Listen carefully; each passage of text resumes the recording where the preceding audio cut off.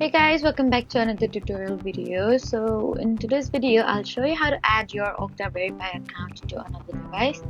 So if you're setting up a second phone or replacing your current one, then just follow along. First, install the Okta Verify app on your new device. Then sign into your organization's Okta portal using a web browser. Then open your security settings and select the option to add or re-enroll Okta Verify. Then a QR code will appear and you need to open Okta Verify on the new device and tap Add Account and scan the QR code. And once the setup finishes, approve a test login to verify that the new device is working properly. And depending on your organization's security policy, adding another device may automatically replace the new old one or allow both devices to remain active.